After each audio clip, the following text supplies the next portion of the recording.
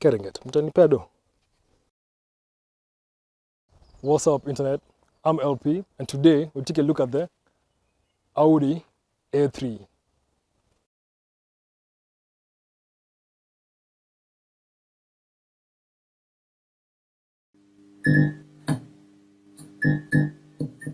When it comes to compact luxury cars that seamlessly blend style, performance, and practicality, the 2015 Audi A3 stands out. Audi's signature refinement is evident in this smaller, more accessible package, making it a popular choice for those seeking premium quality without the size or the price tag of a larger model. With its sharp design, upscale interior, and a choice of responsive engines, the A3 carves out its space in the crowded compact segment. But as with any used car, there are crucial factors to consider before making a purchase. In this review, we'll dive into what makes 2015 Audi A3 a compelling option in the used luxury car market. The 2015 Audi A3 was available in a variety of trims and configurations, catering to different markets and preferences. Here's a breakdown of the common trims and the key features you can pause to go through. In this segment, the A3 competes with the likes of the BMW 2 Series, the Mercedes CLA and the A-Class, Volkswagen Golf, the Lexus CT200H, and Infiniti Q30. Start from the back with this very, very red Audi. You get your symbol of you're better than everybody else on the road. I'm better.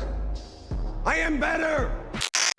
Your 4 Audi rings, your A3 badge, and the TFSI badge, which just means the car is turboed.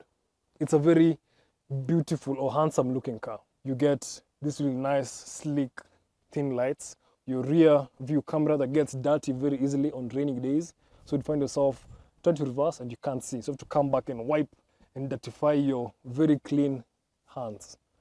With the A3, you get dual pipes on one side. On the S3, you get quad pipes, and on the S3 you get oval single pipes on both sides. Getting into the boot, you can either use your key. Let me just remove it and show you guys real quick.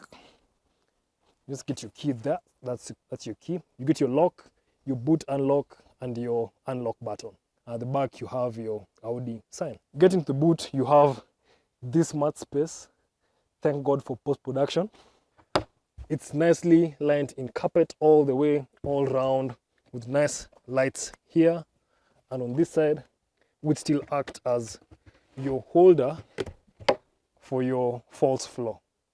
Underneath your false floor, you have space for a subwoofer. No spare tire in this, but you get your puncture repair kit in this car, plus some other bits and bobs like your jack and your pump. When you're buying this car, just ask or just check if the car came with a subwoofer, because these are items that are stolen at the port when they're being imported or at the car yard where they are at, and they want to try and sell you it back at a higher premium, especially if you have the upgraded speakers, which this one does not have. You can assume it didn't have a subwoofer here at the back. If you want to lower the floor, you just pull it this way, lower it down, and you get more space to put your stuff. The boot floor drops lower by a few, and that's just enough if you have taller items. The seats split in a 60-40 manner, and it's as easy as just a button that you can reach from the back seat. You press on that and push forward, and they drop automatically. And this side again, push and drops automatically. But for you to have a flat load space, you have to bring back your false floor to the up position, like that, and you have a flat load bay all the way to the front. On the sides, you get more fuses, a hook, and some storage netting on the side this side.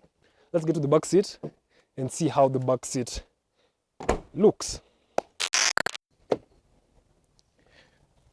Getting into the back seat, the door opens wide enough for you to put your child seat, and you have 2 child seat anchors on both sides of the seat.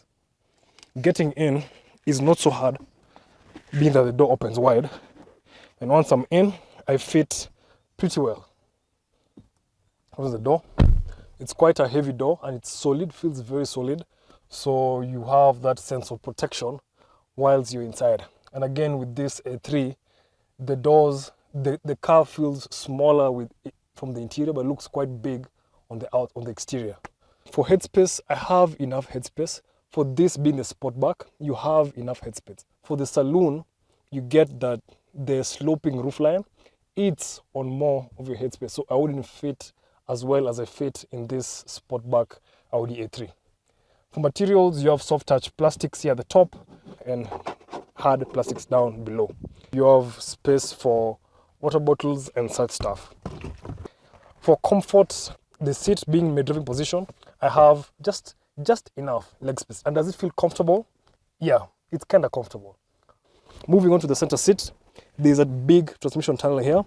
Even though this car is a front-wheel drive, but to save costs, they have the transmission line there for the quattro or the four-wheel drive of this A3 model. Being here at the center seat, I don't have enough space for my feet, so I'd have to eat some of the space of the passenger space. And for shoulder room, I would have to squeeze. It would be a squeeze for 3 adults here at the back. Maybe children would fit much better, but for grown-ups, no. The seats fold 60-40. There's a tab you pull here at the top and the seat drops flat and you get a nice flat load bay from your boot to the back seats. If you're carrying 4 people or 4 adults, they'll sit here in comfort and they'll be cocooned in nice German-ness.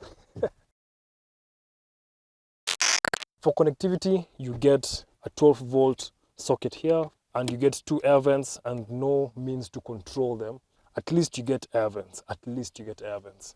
For storage, you have the door cards on your sides, the back seat pockets, and this hidden storage here at the center, which fits maybe a book, a small novel, or I don't know what you'd put in there anyway, to hide away from all other people. Your two cup holders, space that's lined in carpet, and you get a hatch that opens up so you don't have to drop the seats, but you can still have long items go across from the boot all the way to the front. So that's the back seat. Let's jump to the front seat and see what's up. It's a pretty nice space to sit in. Once you get in and you see what's around you, it feels quite special. For materials, again, as I said, there's not much wear here, so you don't have any dark piano stuff. It's just this sweet kind of black plastic or gray plastic. On the steering wheel, the owner has put this steering wheel cover, so that will protect the steering wheel even further, moving on to the ears. For materials at the top, you get soft touch plastics, a bit of cloth, soft touch plastics again, and now the hard plastics down. For storage, you have space for a big water bottle there and some more space at the back. You get space under your seat to store some of your stuff, and you get 2 cup holders, and your armrest has more space to keep more things here. Not so big, but just enough to keep whatever small bits and bobs that you have. For the glove box is not as big, but it's lined in carpet, so things in there won't rattle as much. The seats are comfortable. These are not the standard seats, but more of the sport seats. So they're contoured around your body. You feel more support on your thigh area, on your lumbar, on your back. And yeah, it feels good. You can drop the seats lower if you want, and it goes pretty low, but that it's up on the space, on the foot space for the rear guys. And you can move the seats pretty far back if you're a tall guy.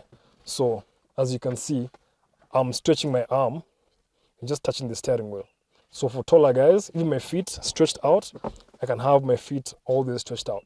But now these are the detriment of the rear passengers. Unless you don't carry passengers, then you can own this car as a tall person, somebody who's more than 6 foot tall. Let me say 6'3", 6'4" there onwards. Then maybe you might be able to fit in this car. For connectivity, you get a 12-volt socket here at the front. You get a USB charger here, and just for charging only. It can't use Apple CarPlay or Android Auto. On the facelift of this, it got Apple CarPlay, but the port is here at the front. The screen pops up. You press on button, it goes up. And if you don't want to sit at night, you can press it down and you can still see more of your bonnet. It's a party trick, really, that it pops out and goes back in. The gauge cluster is all analog.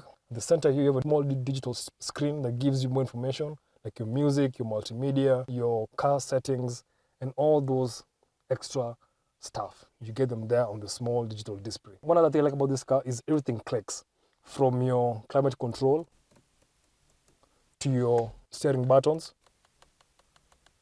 to the center wheel here.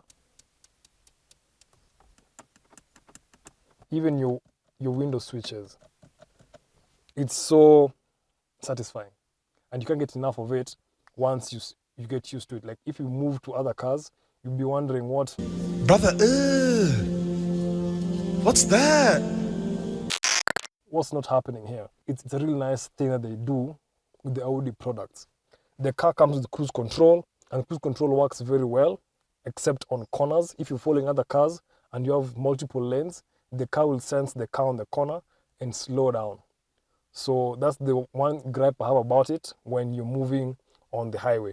Secondly, the car has pre-collision alert or sense, so that when you're going to hit another car and feels like you're not acting right or not pressing the brake hard enough, it will automatically brake for you, which I didn't like sometimes on the highway, because you've done your maths and you know you're going to change lanes just before you get to the car, but the car suddenly brakes way before even you get to where you're going. It's something you'd have to be aware of and learn to drive the car with that feature, because you can't really turn it off. And yeah, it can really cost you if you make your right move, but it kicks the brakes and the guys behind you. This car is pretty fast. You'd have to take it with a pinch of salt, because I've driven it and yeah, it really moves. Before you exceed your limits, just know that the car is pretty fast. Once it's going, it's going. The system is pretty good. This is not even the upgraded one, it's a standard system. And the bass, oh, the bass. I just imagine how the upgraded speakers sound if this one is like this. But I would like to experience what the upgraded one feels, if it's better or maybe it's even better. So being that that's the front, let me open the lights, open the hood, and see what you're parking under those 4 rings. It pops up here with a flick of the wrist.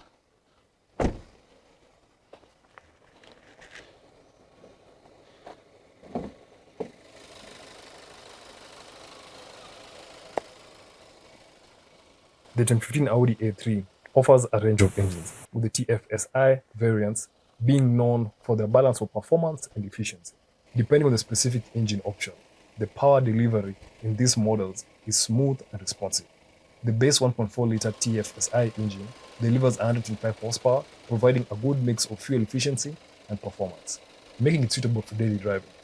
For those seeking more excitement or more fun, the 2-litre TFSI engine with 220 horsepower offers a more spirited drive with strong acceleration. The turbocharged engines ensure that torque is available from low revs, making the A3 feel punchy and responsive in city traffic and on the highway. The 6-speed manual of the 7-speed S-tronic dual clutch transmission options offers precise gear shifts, with the S-tronic providing faster and smoother changes, particularly when driving enthusiastically. The front-wheel drive setup is standard, but the available Quattro all-wheel drive system in higher trims provide enhanced grip and stability, especially in wet or slippery conditions. Here's a breakdown of the engines. Like any vehicle, it has common issues that owners have reported over time. Here are some of the most frequently encountered problems across the different engine variants and trims. While these issues have been reported, it's important to note that regular maintenance and proper care can prevent many of the problems from occurring. If you're considering purchasing a used Audi A3, get a pre-purchase inspection to identify any potential issues. The 2015 Audi A3 is generally considered a safe vehicle with strong safety credentials, and here's a breakdown of its safety performance and features. If you're in the market for a well-rounded, used, premium compact car, that combines sport dynamics, style, and quality with everyday practicality. The 2015 Audi A3 is definitely worth considering. Just be sure to check its service history, have it thoroughly inspected, and be prepared to invest in regular maintenance to keep it running smoothly. Overall, the A3 remains a compelling choice for those looking for a premium compact car that still holds its own years after its initial release. If the car was mine, the first thing I would do is to change the rims. The rims change the appearance of this car so much. Actually, I think for all cars, just the rims would make this car look so badass. And yeah, that's just my thoughts. To each their own. You guys tell me in the comments below, what would you do in the first, let me say, 2 months of owning this car? What would you change to make it look better or to personalize it to make it feel as your own?